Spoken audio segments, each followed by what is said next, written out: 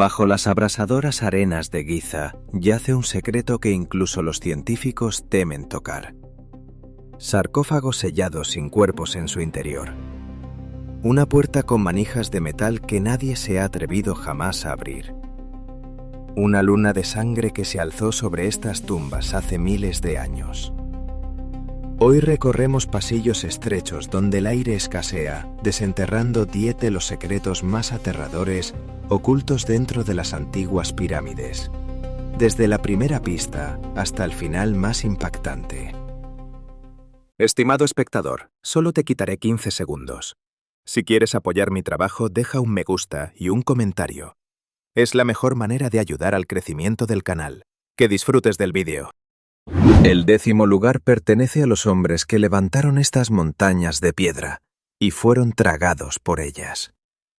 Durante años te dijeron que interminables columnas de esclavos arrastraban cada bloque bajo el chasquido del látigo. La verdad es más extraña y a su manera mucho peor. A la sombra de la Gran Pirámide, los arqueólogos excavaron en la arena y encontraron un pueblo silencioso de los muertos.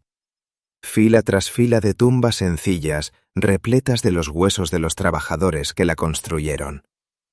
Sus esqueletos cuentan una historia brutal. Columnas vertebrales aplastadas por cargar pesos que ningún cuerpo humano estaba hecho para soportar. Brazos rotos de forma limpia y curados torcidos.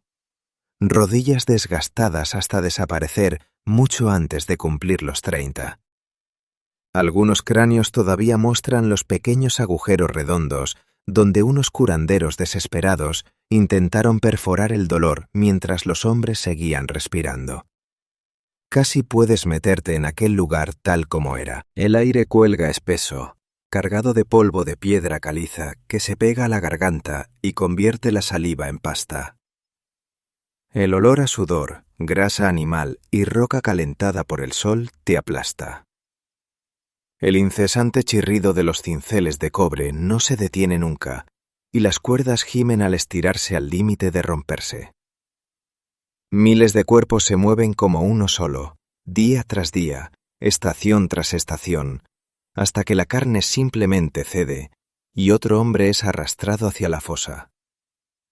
No eran esclavos sin rostro. Muchos eran expertos e incluso orgullosos, organizados en cuadrillas con nombres feroces grabados en la piedra, equipos que se llamaban a sí mismos los amigos del rey, y bebían su ración de cerveza espesa al final de una jornada que les había envejecido 10 años en uno solo. Y aquí está el detalle que mantiene despierta a la gente por la noche. Tal vez algunos de esos trabajadores nunca fueron sacados de allí. Imagínatelo por un momento. Cuando un pasadizo se derrumbaba o un bloque se soltaba de sus rodillos, los hombres que estaban debajo quizá quedaban aplastados y sellados exactamente donde caían, doblados dentro de los mismos muros que estaban levantando. Si eso fue lo que ocurrió, entonces la pirámide no solo costó vidas, también se las quedó.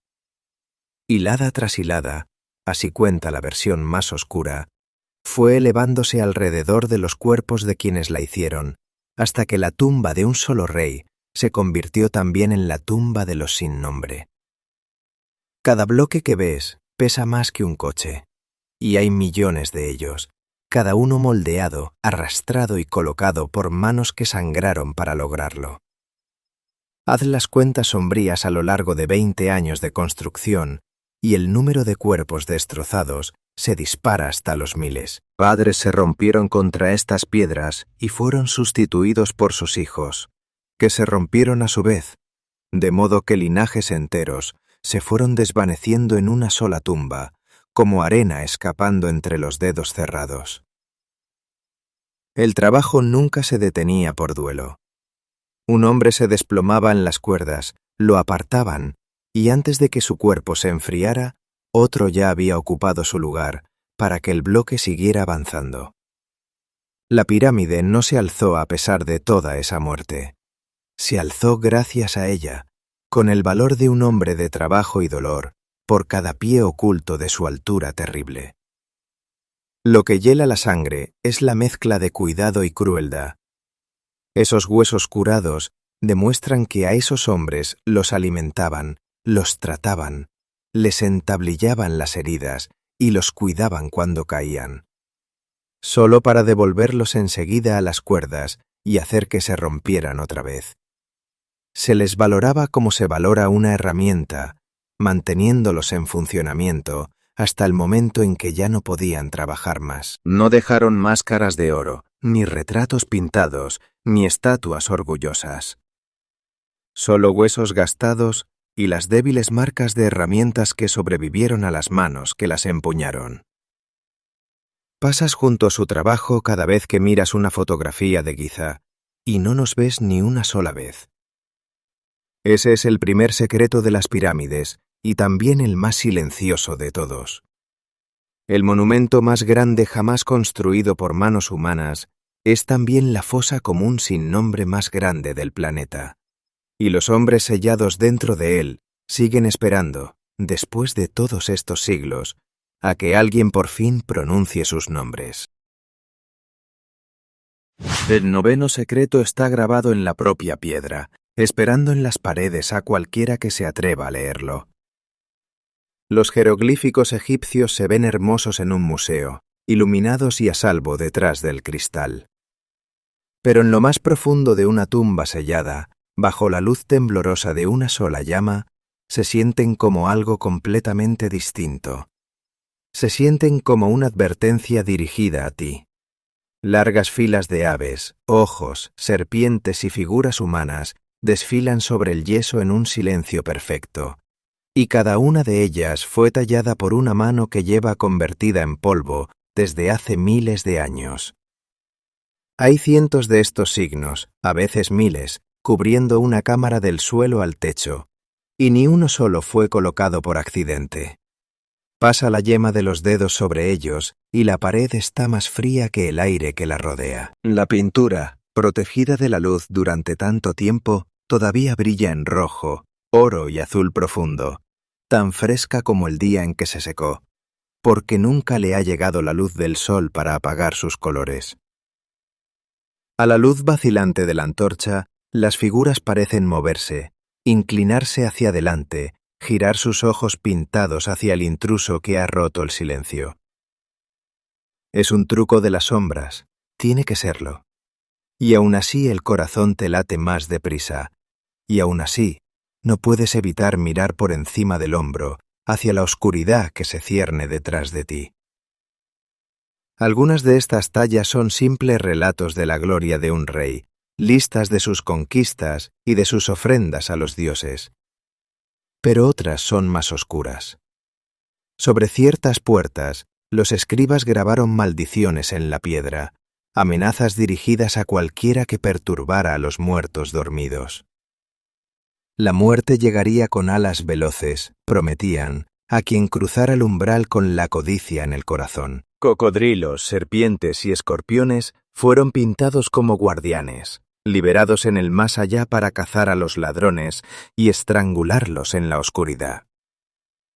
Algunas inscripciones describen con exactitud cómo sufrirá el intruso, ahogado como un pájaro, quemado, hundido, devorado.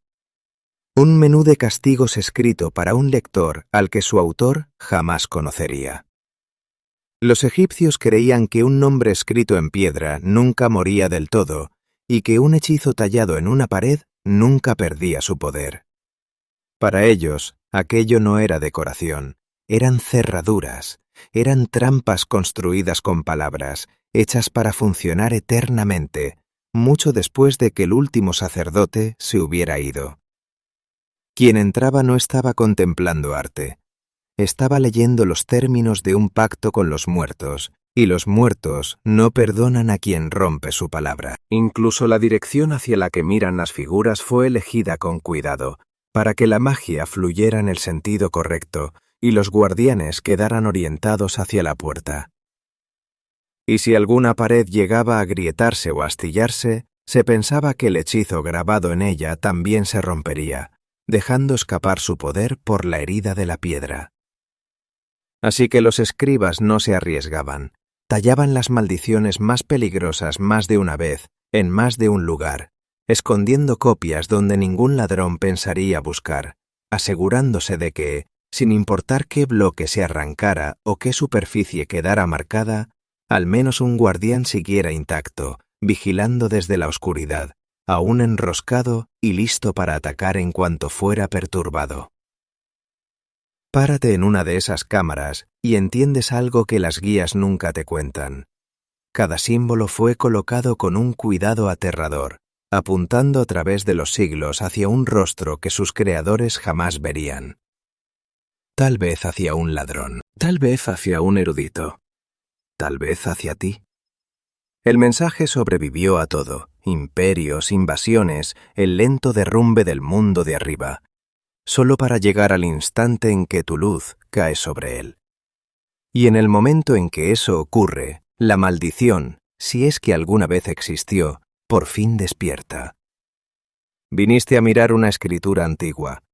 Lo que quizá hayas hecho en realidad es activar un hechizo que ha estado esperando pacientemente, en la oscuridad total, a que llegara alguien exactamente como tú.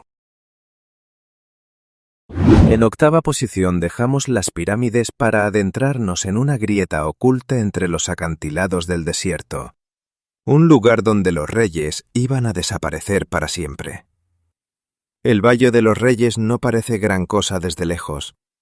Solo roca seca, un calor cegador y un silencio tan absoluto que casi te oprime los oídos. Pero bajo ese suelo vacío se esconde un panal de tumbas, más de 60, excavadas a gran profundidad en la montaña y llenas de todo lo que un faraón creía que necesitaría en el mundo más allá de la muerte. Estaban pensadas para no ser encontradas jamás. Ese era el objetivo.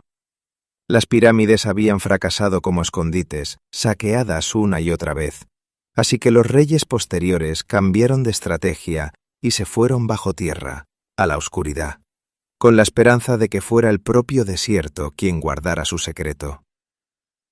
Aquí el calor le hace algo a cualquiera, rebota en la piedra en ondas y hace temblar los acantilados lejanos como si estuvieran vivos. No se oye cantar a los pájaros, ni sopla el viento.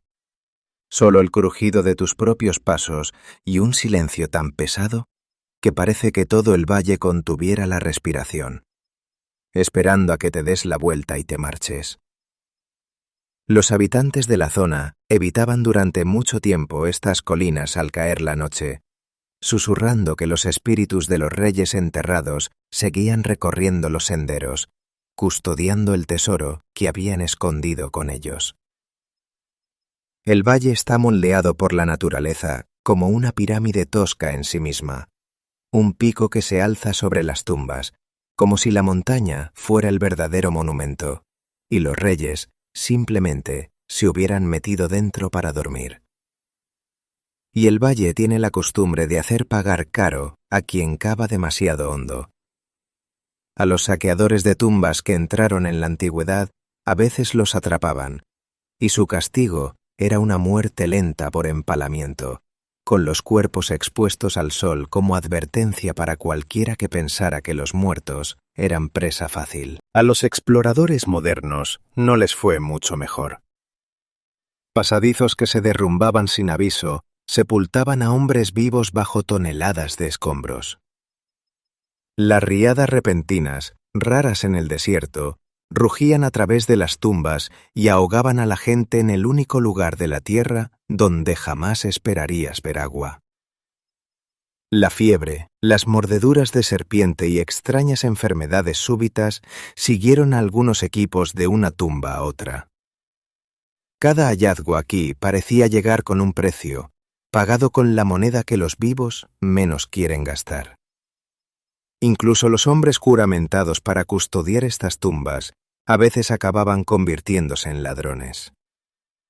Guardianes de confianza, que conocían cada puerta oculta, se colaban de noche para despojar a los mismos reyes que debían proteger, arrancando el oro de las momias con sus propias manos en la oscuridad. Sus confesiones fueron registradas y enterradas en la arena seca, y han sobrevivido hasta hoy, leyendo como las palabras de hombres asustados que sentían que algo los observaba mientras trabajaban. Robaron a los muertos para hacerse una fortuna. Muchos no vivieron lo suficiente para gastarla. Muy adentro el aire cambia, se vuelve quieto, denso y fresco, y trae un olor seco y extraño, el aroma del polvo que no se ha movido en 3000 años. Los techos pintados arden con estrellas doradas sobre un fondo de azul profundo. Las paredes muestran al rey muerto, navegando por el inframundo en una barca de oro, enfrentándose a monstruos con cabezas de bestias, pasando puerta tras puerta, custodiadas por demonios con cuchillos. Estás dentro del mapa privado de un hombre hacia el más allá, una guía paso a paso para sobrevivir a la muerte, y nunca quiso que un alma viva lo leyera. Eso es lo que hace que el valle resulte tan inquietante. Fue construido para ser secreto, sellado y olvidado por todos para siempre. Y sin embargo, aquí estás, caminando por una puerta que fue cerrada con la certeza de que nadie la abriría jamás. Cada tumba en la que entras es una promesa rota, una cerradura forzada, un rey arrastrado de vuelta a la luz de la que tanto intentó escapar. Los reyes eligieron este valle precisamente porque parecía el borde del mundo, un lugar al que los vivos no tenían motivo para ir. Y en ese silencio, de pie donde nunca debiste estar, es fácil creer que la vieja regla sigue vigente, que algunas puertas, una vez selladas, debieron quedarse así. El séptimo secreto no está enterrado en piedra en absoluto. Cuelga en el cielo sobre las pirámides y de vez en cuando, una vez cada mucho tiempo, se tiñe del color de la sangre. Imagina Giza de noche, hace miles de años. El aire del desierto es lo bastante frío como para hacerte tiritar y apretarte la capa contra el cuerpo. La arena pálida resplandece bajo una luna llena y plateada. Las pirámides se alzan como montañas negras contra un cielo abarrotado de estrellas, más nítidas y brillantes que cualquier cielo que hayas visto jamás. Y entonces, poco a poco, la luna empieza a cambiar. Se oscurece por un borde, como si algo invisible la estuviera devorando entera, y la luz se va drenando hasta que todo el disco brilla con un rojo profundo y furioso. Para la gente que vivía aquí, esto no era una maravilla suave a la que señalar y admirar. Una luna de sangre era una herida abierta en los cielos. Significaba que un dios estaba muriendo, o furioso, o que el delicado equilibrio que mantenía unido al mundo había empezado a fallar.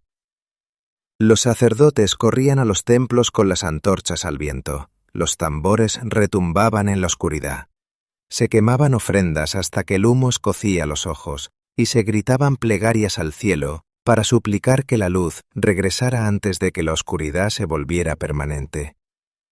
En un mundo sin luz eléctrica, donde la luna era lo más brillante de la noche, verla desangrarse y desaparecer habría sido como ver empezar el fin de todo. Quédate ahí, en tu imaginación, y siéntelo. Las pirámides, ya de por sí inmensas y extrañas, ahora bañadas en rojo. En aquellos días, sus superficies estaban recubiertas por piedras de revestimiento blancas y pulidas, lisas como el vidrio, y esa piel brillante como un espejo habría atrapado el resplandor carmesí y lo habría devuelto, de modo que toda la meseta parecía arder sin una sola llama. Los chacales de las colinas empiezan a aullar, uno respondiendo al otro a través de las dunas. La temperatura cae hasta que tu aliento empaña el aire, y todos los ojos del país se fijan en una luna del mismo color exacto que un corte reciente y profundo. Hay un pensamiento más frío escondido dentro de este.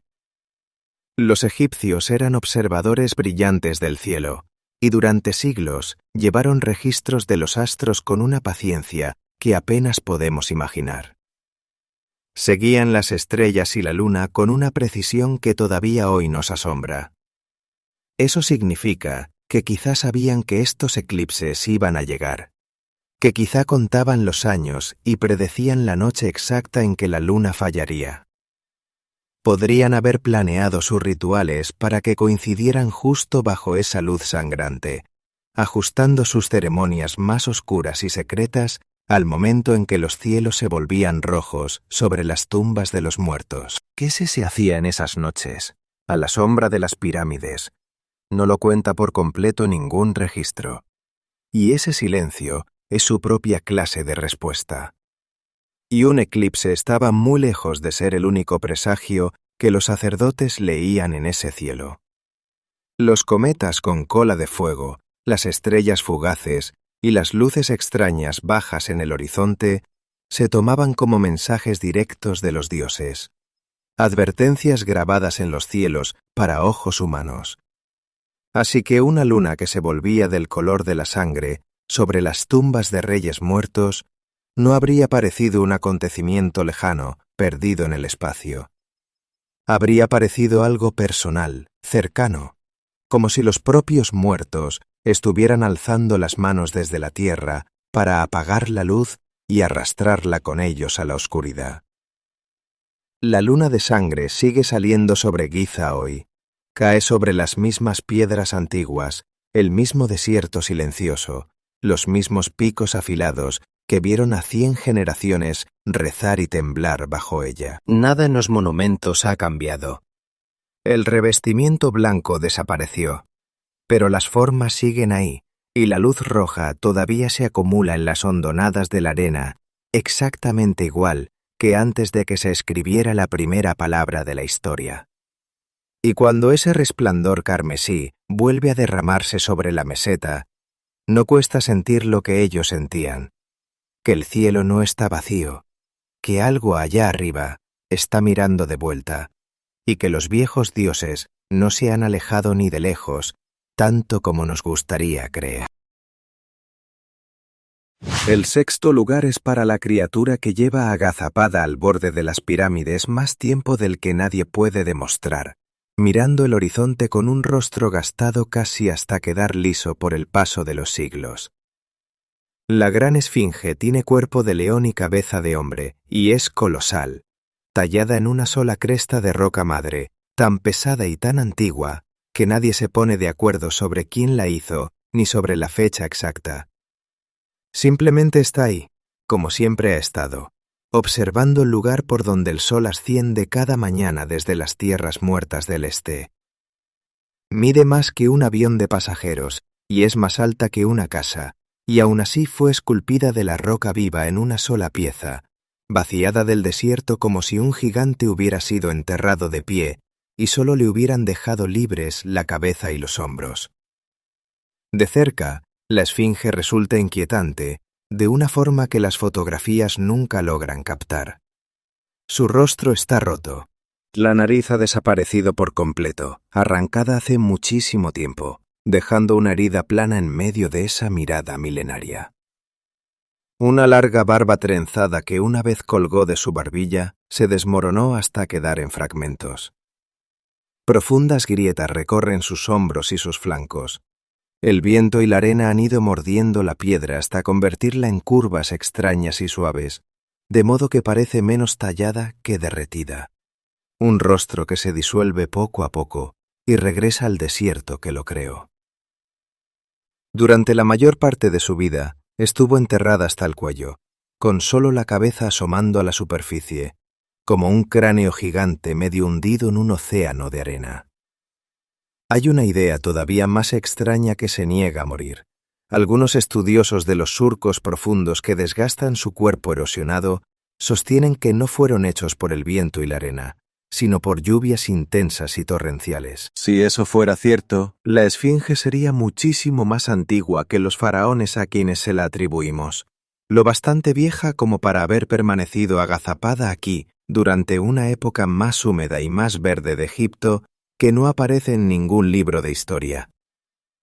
Eso significaría que este guardián silencioso vigiló un mundo perdido que hemos olvidado por completo, y que solo él aún recuerda lo que hubo aquí mucho antes que nosotros. Y aquí es donde empiezan los susurros.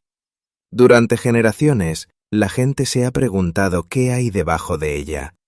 Algunos creen que bajo esas enormes patas se excavaron cámaras ocultas en la roca. salas selladas que guardan secretos de una civilización incluso más antigua que Egipto. Las leyendas hablan de una sala de los registros, una biblioteca enterrada de conocimiento perdido, esperando en la oscuridad el momento exacto en que deba ser descubierta. Incluso existe una vieja historia grabada en una piedra entre sus patas, que cuenta cómo un príncipe se quedó dormido a la sombra de la esfinge y oyó al monumento hablarle en sueños, suplicándole que lo liberara de la arena. Los escaneos del terreno han insinuado la existencia de espacios vacíos ahí abajo, habitaciones huecas en la roca madre. ¿Qué contienen? Nadie ha podido decirlo con certeza. Párate entre sus patas al amanecer y el efecto es abrumador. El sol naciente hace que la arena brille en oro, y el gran rostro desgastado recibe la primera luz exactamente como fue concebido para hacerlo, como si hubiera sido diseñado como una máquina para saludar al sol. Hay calor extendiéndose sobre la piedra, el susurro del viento enroscándose alrededor de la base, el leve olor a polvo y calor seco, y sobre ti esa mirada destruida fija para siempre en el horizonte, como si estuviera custodiando algo, o esperando algo, o vigilando el regreso de algo desde más allá del borde del mundo. Ese es el verdadero peso de la esfinge. No es solo una estatua. Se siente como un centinela, colocado a propósito, orientado a propósito, dejado ahí para vigilar la meseta de los muertos. Sea lo que debía proteger, nunca apartó la mirada, ni una sola vez, a través del ascenso y la caída de todos los imperios que pasaron ante ella. Y cualquier secreto que duerma en la roca bajo esas patas ha sido guardado, fiel y completamente, durante tanto tiempo que quizá nunca merezcamos conocerlo. Ha desafiado con la mirada la propia historia, y todavía sigue mirando, esperando un amanecer cuyo significado no alcanzamos a comprender. El quinto secreto apunta directamente hacia arriba, lejos de la arena, hacia las estrellas frías y lejanas.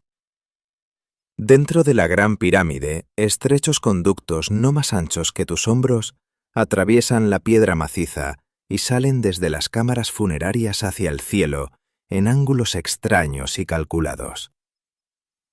Durante mucho tiempo se pensó que eran simplemente para el aire, una forma de que los constructores pudieran respirar.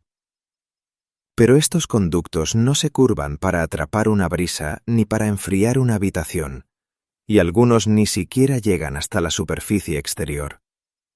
Apuntan.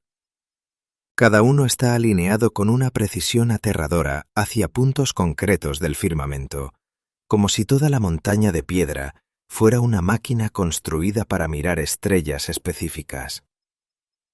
Sigue uno de esos conductos con la vista y entiendes el esfuerzo que implicó. Se extiende durante decenas de metros a través de millones de toneladas de roca, manteniendo su ángulo sin desviarse, cortando bloque tras bloque, que tuvo que ser tallado y colocado con exactitud absoluta, cada uno perforado y alineado para que el canal nunca perdiera su rumbo.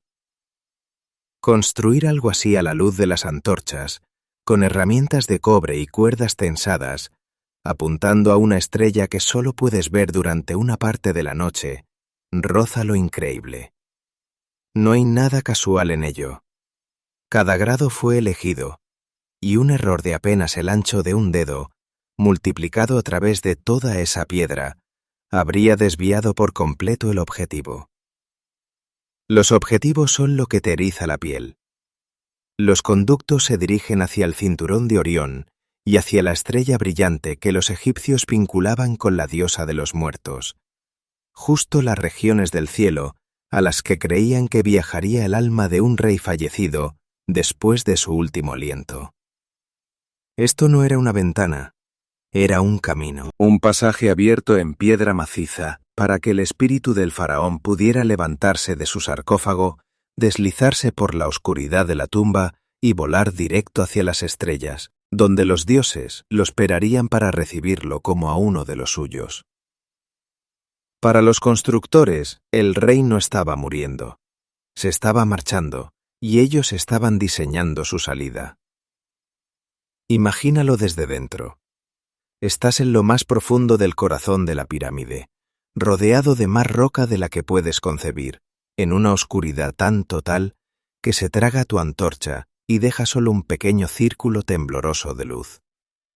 Y a través de esa piedra intacta corre un único canal delgado, recto como una flecha, apuntando a una estrella que arde a incontables kilómetros de distancia en el frío negro del espacio.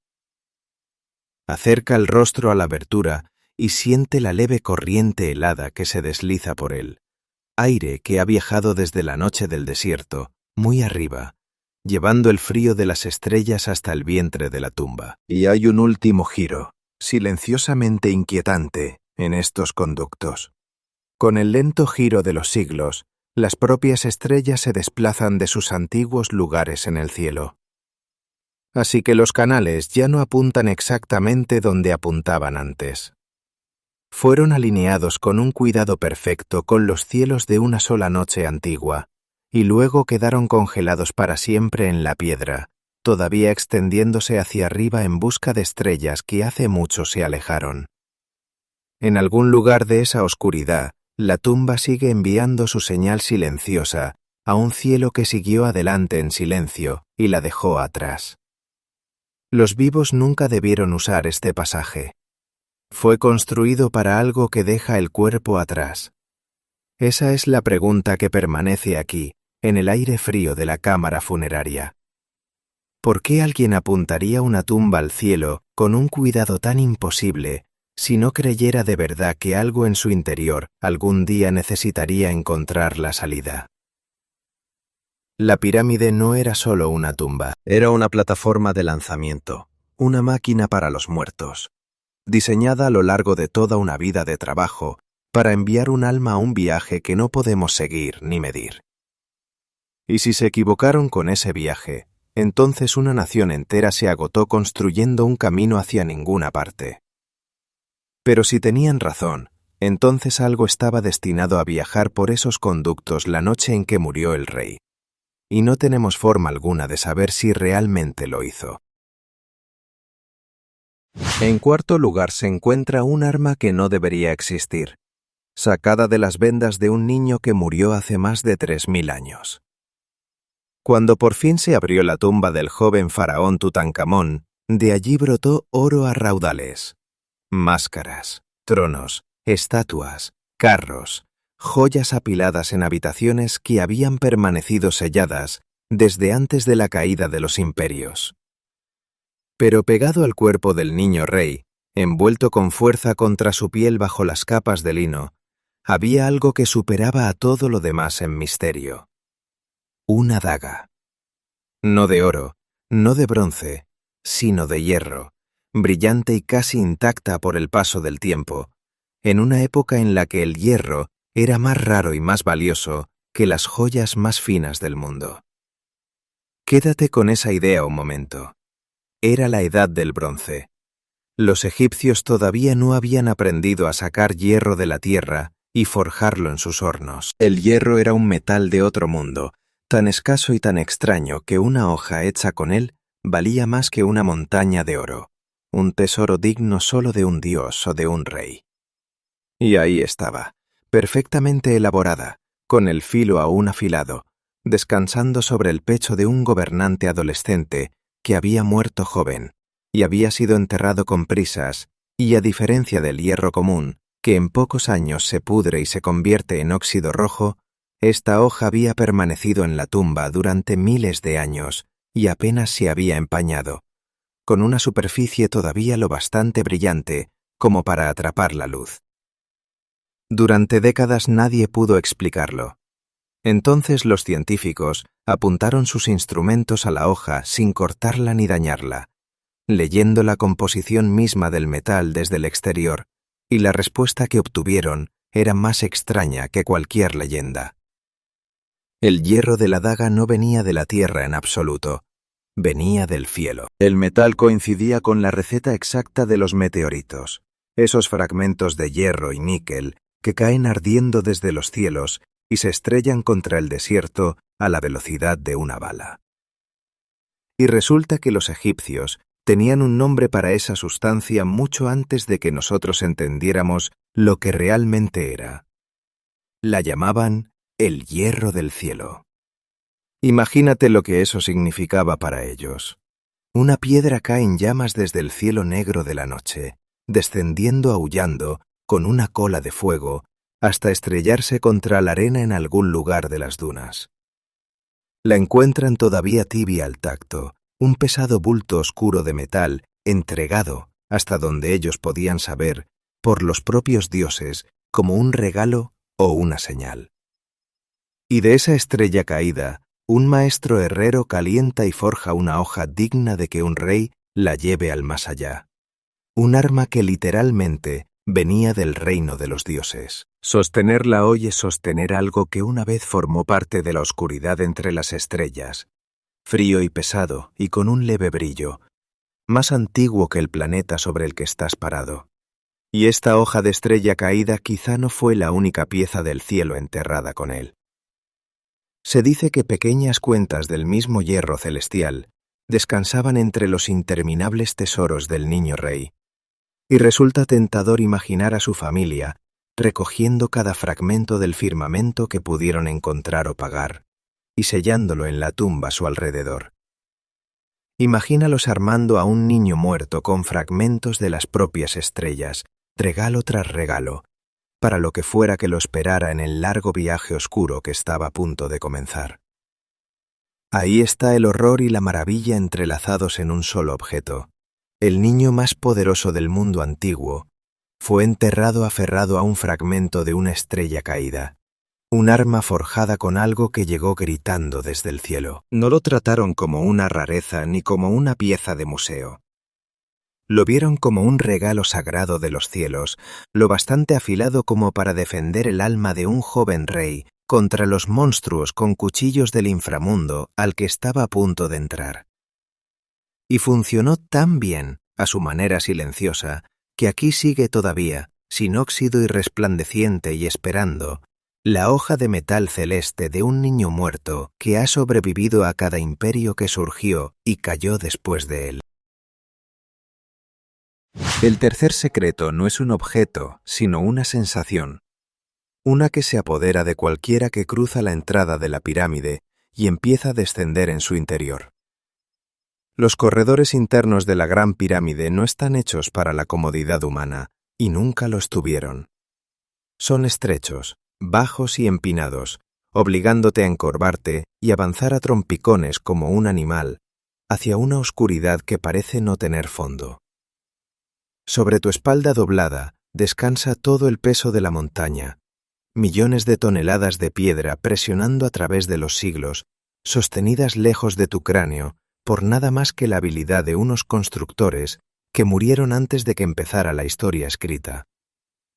Un solo desplazamiento erróneo de un solo bloque erróneo y no quedaría nada de ti que encontrar. Cuanto más profundo vas, más cambia el mundo a tu alrededor. El aire se vuelve denso, cálido y viciado, respirado y exhalado por incontables cuerpos y aplastado por la piedra interminable, hasta que cada bocanada parece darte menos que la anterior. Lleva un leve olor mineral, húmedo, antiguo y algo agrio. El aliento de la propia pirámide, exhalando algo que ha permanecido atrapado durante milenios. El sonido se comporta de forma extraña aquí abajo. Tus propios pasos regresan a ti apagados y deformados, como si las paredes estuvieran comiendo el ruido. Un susurro viaja mucho más lejos de lo que debería, de modo que una palabra dicha muy adelante llega a tu oído como si alguien invisible estuviera justo a tu lado. Algunos visitantes salen jurando que allí abajo oyeron más que ecos. Un aliento que no era el suyo. El suave roce de un movimiento en un pasillo que estaban seguros de haber dejado vacío atrás. La repentina y sofocante certeza de que las paredes se habían acercado un dedo mientras ellos miraban hacia otro lado. Después se dicen que solo fue la mente jugando malas pasadas en un lugar sin luz y sin nada a lo que aferrarse con los sentidos. Se lo repiten durante todo el largo camino de vuelta hacia el sol, y mientras lo hacen, caminan un poco más rápido. Entonces el pasaje se abre sin aviso en la gran galería, y la escala repentina del lugar te roba el aire del pecho. Las paredes se elevan muy por encima de ti, cada hilada de piedra, avanzando un poco hacia adentro sobre la inferior, en voladizo, de modo que el techo parece inclinarse sobre ti y cerrarse a medida que asciende hacia la negrura. Tu antorcha no alcanza la cima. La oscuridad allá arriba es total y paciente. Estás de pie en el fondo de una garganta de piedra inmensa, inclinada hacia el corazón de la montaña, y cada instinto animal que aún te queda en el cuerpo te grita que no deberías estar ahí dentro, que nada vivo pertenece a tanta profundidad. El verdadero terror de estos corredores es el simple pensamiento de que la luz se apague. Aquí abajo, sin una sola llama ni bombilla, la negrura es absoluta. Una oscuridad tan completa y tan pesada que no puedes saber si tienes los ojos abiertos o cerrados, y te descubres parpadeando solo para comprobarlo. Las paredes se cierran a ambos lados, lo bastante cerca como para tocarlas sin estirar la mano. El techo cuelga bajo sobre tu cuello. Solo hay un camino estrecho de regreso a la superficie, un único hilo a través de la piedra, y si lo perdieras en esa negrura, quedarías enterrado vivo en la tumba más magnífica jamás levantada, arrastrándote en círculos por un laberinto diseñado para custodiar un cuerpo, no para liberar un alma viva. Por eso estos pasajes inquietan incluso a quienes juran no temerle a nada. La pirámide nunca fue pensada para ser recorrida por los vivos. Cada corredor fue tallado como un canal para los muertos, una ruta a través de la roca sólida para llevar a un espíritu difunto exactamente a donde debía ir y a ningún otro lugar. Subirlos por tu cuenta es invadir una máquina diseñada para cadáveres. Sentir cómo todo el peso aplastante de los siglos se posa sobre tu columna y comprender, en ese aire delgado, antiguo y sin aliento, lo pequeño, lo frágil y lo mortal que eres en realidad. La gente entra por curiosidad, muchos salen conmocionados y todos, más de lo que admitirán, se alegran de volver a sentir el sol sobre la piel. El segundo puesto nos lleva al mismísimo corazón de la Gran Pirámide, a un solo objeto que espera en la cámara del rey y que pone patas arriba todo lo que creías saber. Allí, en una estancia desnuda de granito rojo pulido, reposa un ataúd tallado en un único bloque gigantesco de piedra. Es un sarcófago, el lugar de descanso destinado a guardar el cuerpo del gobernante más poderoso que el mundo antiguo había visto jamás. Está marcado y astillado en una esquina, frío como el hielo al tacto, y cortado con una precisión que no debería haber sido posible con las herramientas de su época. Y está completamente, imposiblemente vacío. Acércate un poco más en tu mente y la rareza solo se vuelve más profunda. La cámara que lo rodea es sobria, casi brutalmente sobria. Ni pinturas, ni pan de oro, ni hechizos grabados cubriendo las paredes como en las tumbas del valle. Solo bloques lisos de granito oscuro, cada uno enorme, encajados con tal precisión que no podrías deslizar la hoja de un cuchillo ni un solo cabello entre ellos. Y allí, justo en el centro exacto, está esta caja de piedra abierta, sin tapa, con el interior desnudo y barrido. Golpea el lateral con los nudillos y responde con un sonido grave, hueco, como una campana, que recorre lentamente la estancia y se desvanece en la oscuridad. La voz de algo vacío. Aquí está el detalle que ha desconcertado a la gente durante siglos.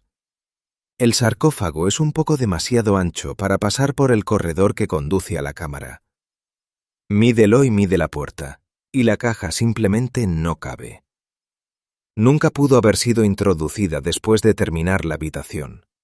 Eso significa que fue colocada aquí primero, bajada a su sitio mientras la pirámide aún se alzaba a su alrededor, sellada en el corazón del monumento a propósito, encerrada con la certeza absoluta de que jamás volvería a moverse. Todo en ella grita que un cuerpo debía yacer aquí para toda la eternidad, custodiado por más piedra que cualquier tumba de la historia. Y sin embargo no hay cuerpo. Nunca se encontró ninguno. Entonces, ¿dónde está el rey? Cuando la cámara fue abierta por primera vez, mucho después de que la pirámide hubiera sido sellada, los exploradores se arrastraron por la oscuridad, esperando hallar el mayor tesoro jamás enterrado. Lo que encontraron fue un ataúd abierto, y nada más. Ni momia, ni oro, ni joyas, ni rastro alguno de que un cadáver hubiera descansado allí. Algunos insisten en que antiguos saqueadores se llevaron todo, aunque nadie ha logrado explicar jamás cómo sacaron una momia real y toneladas de tesoros por esos pasadizos estrechos, retorcidos y vigilados, sin dejar ni una sola huella. Otros susurran que la cámara nunca fue una tumba en primer lugar, que la caja vacía servía para un propósito que hemos perdido por completo, algo que no tenía nada que ver con enterrar a los muertos. Y unos pocos han ido más lejos, y se han preguntado si el rey nunca fue colocado en esta sala. Tal vez yace en otro lugar por completo, sellado en una segunda cámara oculta, aún enterrada, y sin descubrir dentro de la pirámide. Mientras esta gran y famosa caja no fue más que un señuelo. Un cebo vacío colocado en el sitio más obvio para satisfacer a los ladrones y hacerles marcharse convencidos de que ya habían robado todo lo que valía la pena robar. Si ese era el plan, ha funcionado a la perfección durante miles de años. Y la verdadera tumba no ha sido tocada ni una sola vez. Párate junto a esa piedra hueca y deja que la pregunta se asiente sobre ti en el aire frío e inmóvil. Una tumba colosal, la estructura más grande jamás levantada por manos humanas, construida por todo un reino a lo largo de una vida de trabajo brutal, con cada tonelada dispuesta alrededor de esta única caja de granito en su núcleo. Y la caja está vacía. El rey que debía dormir aquí en gloria por toda la eternidad simplemente ha desaparecido, sin cuerpo, sin respuesta y sin rastro de a dónde fue ni de si estuvo alguna vez aquí. La tumba más grandiosa de la historia del mundo quizá nunca haya albergado un solo alma. Y de algún modo, ese vacío, esa caja abierta y silenciosa en la oscuridad, resulta mucho más aterrador que cualquier cadáver. Y en el primer puesto, el secreto más inquietante de todos, hay una puerta. No una gran entrada ni una verja sellada frente a la que uno pudiera plantarse, sino una pequeña losa de piedra, colocada a propósito y escondida en lo más profundo de la gran pirámide, al final de un conducto tan estrecho que ningún ser humano podría siquiera soñar con arrastrarse por él. Durante miles de años, nadie supo ni siquiera que estaba allí. Entonces, unos ingenieros construyeron un robot diminuto, lo bastante pequeño para caber en ese espacio imposible, y lo enviaron a subir lentamente por uno de esos canales angostos, mientras su pequeña luz se abría paso en una oscuridad que no había sido tocada ni vista desde el día en que la pirámide fue sellada. Y muy arriba, en la piedra, al final de ese largo avance, la máquina se encontró cara a cara con algo que nadie había esperado. Una puerta en miniatura.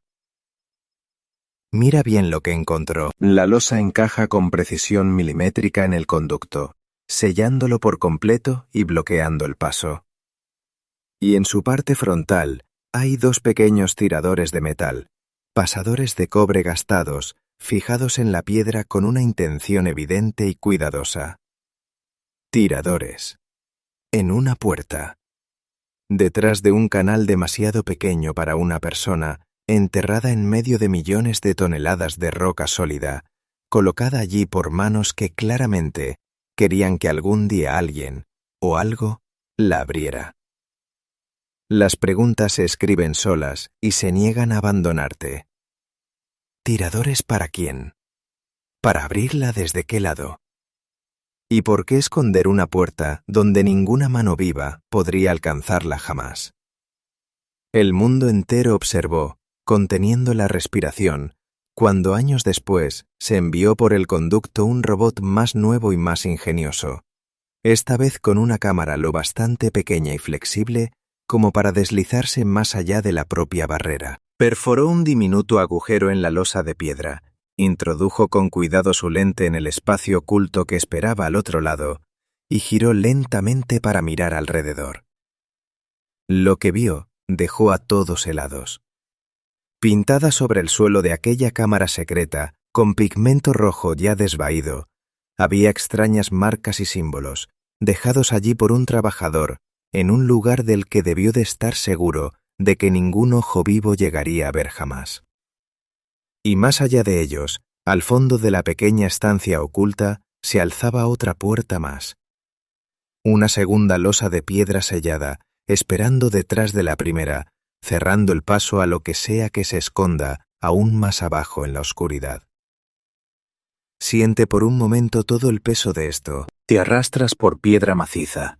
Pasas una puerta sellada imposible, solo para encontrar una pequeña cámara, y luego otra puerta esperándote detrás, y más allá de esa segunda puerta, una oscuridad que ningún ojo, humano o máquina, ha podido atravesar jamás.